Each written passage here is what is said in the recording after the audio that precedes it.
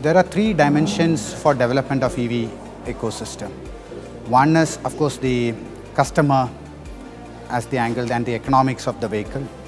The second one is the environmental angle, and the third one is the performance related angle.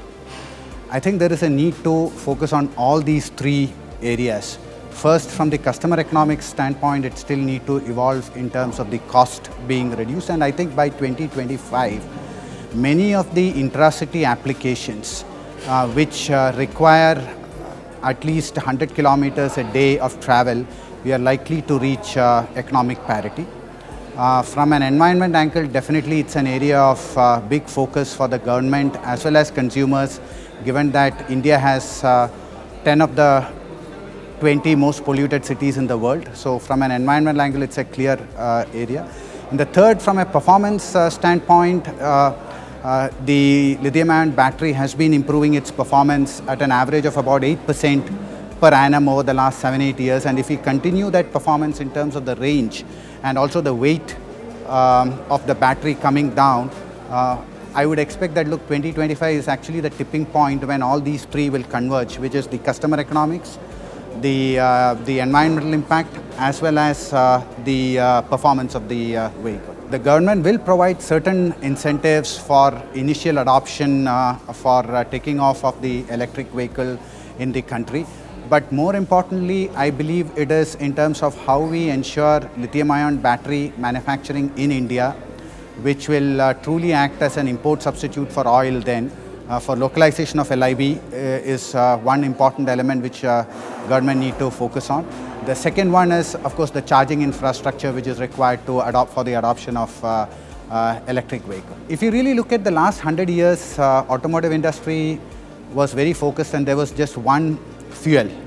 And the whole industry developed every type of vehicle, even the ships and aircrafts, automotive, passenger vehicle, two-wheeler, everything ran on the fuel.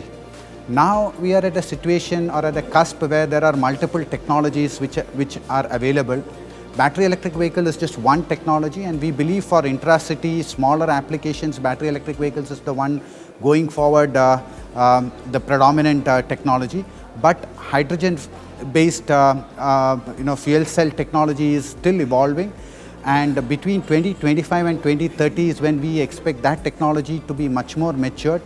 And especially for higher commercial vehicles, where the performance requirements are different, we expect hydrogen fuel technology vehicles to emerge as a strong alternative to the current fuel cells available. And we do believe that hence it's going to be a multi-fuel world by 2030 and 2040. Where we are likely to see equal share of internal combustion engines, fully battery electric vehicles, hybrid electric vehicles, and fuel cell based technology. So it is going to be a multipolar fuel technology. As I have said, complete electrification may not be the right optimal choice, given that there are multiple alternative technologies emerging and different applications are better suited for different technologies. Like, for example, really heavy commercial vehicles in the longer term, potentially the hydrogen-based fuel electric vehicle may be a better choice. So the government's objective of reducing emissions and becoming a cleaner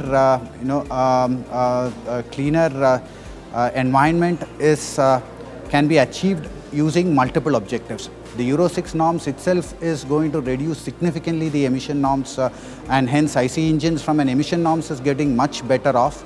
Then we will have fuel electric vehicle, the fully battery electric vehicle. Hybrids have a role to play, especially in certain applications where it is much better suited at this stage compared to battery electric vehicles. And the last one will be the hydrogen-based fuel electric vehicles. I think this is one of the, I would say, in the automotive industry, one of the most important conferences which we need to have on a yearly basis, because this is the technology which is evolving so rapidly. What we would like to see is, one, what is the activities happening in the ecosystem, and I think we have a good set of panelists in today's speaking from the industry in terms of what is the industry doing, what are the product launches which are going to happen, how are they on their own bringing this whole thing. Then of course, since this is a new technology which needs the government support, what does the industry ask from the government in terms of helping the industry in kickstarting the process. And I think we are potentially a laggards compared to many other markets in terms of EV adoption, and hence there is a need potentially in the next 2 years to see how the government and the industry come together, and the deliberations today will really help in that direction.